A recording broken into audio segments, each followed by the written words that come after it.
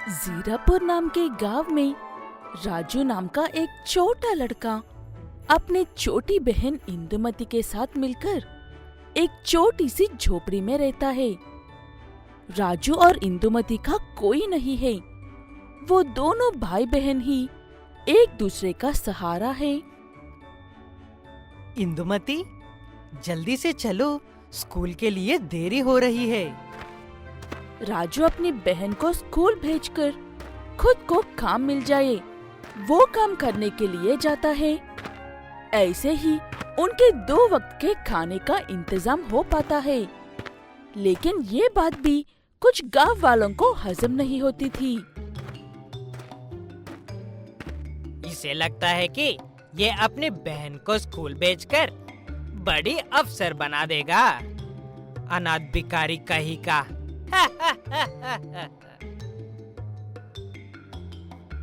मैं अनाथ नहीं हूँ गंगू काका।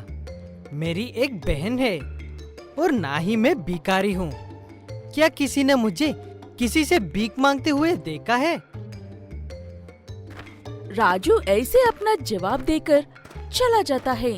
लेकिन गंगू को ये बात बिल्कुल भी पसंद नहीं आती है। इसलिए वो हमेशा से ज्यादा नफरत करने लगता था राजू से और परेशान करने की हर मुमकिन कोशिश करता रहता है।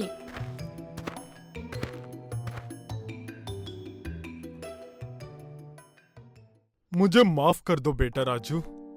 तुम काम तो अच्छे करते हो, लेकिन अब मैं तुम्हें काम नहीं दे सकता हूँ। अगर ऐसा किया तो गंगू मेरा काम रोक देगा।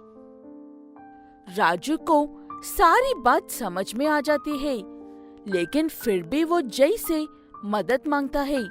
जय गाजर की खेती करके उन्हें शहर के छोटे और बड़े सभी होटल्स में बेचता है। राजू 1 से 4 काम मांगने पर जय उसे शहर में गाजर डालने वाली गाड़ी पर काम करने के लिए भेज देता है। राजू बहुत अच्छी तरह से बात करता था। शहर में जब वो होटल वालों से बात करता है, उन्हें राजू का अंदाज काफी पसंद आता है। तुम तो बहुत अच्छे से बात कर रहे हो बेटा। जय के बेटे हो क्या? नहीं अंकल जी, मेरे माँ बाप अब इस दुनिया में नहीं है।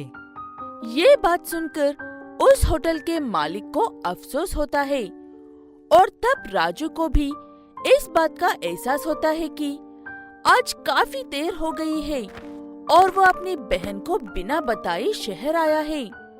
वहाँ पर इंदुमती तो रो रही थी और यहाँ पर राजू परेशान हो रहा था। काम खत्म करके जीरापुर लौटते ही राजू अपने काम के पैसे लिए बिना ही घर चला जाता है और वहाँ पर अपनी रोती हुई बहन को चुप करवाकर उसे सारी बात बताता है राजू। राजू, तुम अपने पैसे लिए बिना ही आ गए थे बेटा। ये लो तुम्हारे पैसे। तभी वहाँ पर गंगू आता है। अपना सारा गुस्सा जय पर निकलता है। लगता है तुम्हें तुम्हारी सुकून भरी जिंदगी पसंद नहीं है जय। इसीलिए मेरे मना करने के बावजूद भी इस भिखारी को काम दे रहे हो। यही तुम्हारी आखिरी गलती है। दोबारा ऐसा किया तो तुम अच्छे से जानते हो कि क्या होगा। ये कहकर गंगू वहाँ से चला जाता है। उसके बाद जय राजू को उसकी दिक्कत समझाकर कल से काम पर ना आए ऐसा कहता है।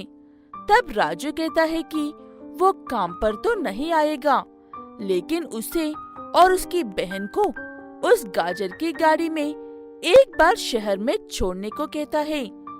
थोड़ी देर सोचने के बाद जय मान जाता है और उन दोनों को शहर पहुंचा देता है। वहाँ पर राजू उस होटल वाले से बात करके अपने लिए काम का इंतजाम कर लेता है और अपनी बहन को वहीं पर एक सरकारी स्कूल में भेजता है। ऐसे कुछ साल बाद दोनों भाई बहन बड़े हो जाते हैं। राजू अपनी बात करने की कला से आगे बढ़ते हुए बहुत बड़ा आदमी बन जाता है और इंदुमती खूब पढ़कर एक डॉक्टर बन जाती है। मैं तुम्हें जब पहले बार देखा था तभी समझ गया था कि तुम्हारी ये गरीबी तुम्हारी किस्मत को हरा नहीं सकती है। आपने सही कहा। अगर मेरी किस्मत मेरे साथ ना होती तो गंगू काका मुझे गांव छोड़ने पर मजबूर नहीं करते और जय भैया मुझे शहर पहुंचाने में मेरी मदद नहीं करते और ना मैं आपसे मिलता और ना ही बाकियों से मिलता। ऐसा नहीं होता तो मैं आज भी कड़ी धूप में उस खेत से गाजर निकल रहा होता। अब मैं अपने गांव लौटाना चाहता हूँ। ऐसे राजू अपने गांव लौट जाता है और उनकी छोटी सी झोपड़ी के ठीक सामने एक बड़ा सा घर बनाता है और एक हॉस्पिटल भी बनाता है और सुकून से रहने लगते हैं। तब उसके पास बहुत ही बुरी हालत में जय आता है और कहते हैं कि उन्हें शहर बेचने के लिए गंगू ने उससे उसका सब कुछ छीन लिया है। वो बात सुनकर राजू को बहुत गुस्सा आता है। उससे हिसाब लेने के लिए जाता है, लेकिन जय उसे रोक लेता है। उसे उसके हिस्से की सजा मिल रही है बेटा। गंगू के पास सब कुछ है लेकिन सेहत नहीं है। सब कुछ होने के बाद भी वो किसी चीज का इस्तेमाल नहीं कर सकता है सिवाय वो सब अपने बिस्तर पर लेटकर देखने की। राजू जय की सारी परेशानियां दूर कर देता है और उसे एक नया खेत खरीद कर देता है। आखिर में गंगू अपना इलाज करवाने के लिए इंदुमती के पास ही आता है। वो देखकर राजू को सुकून मिलता है।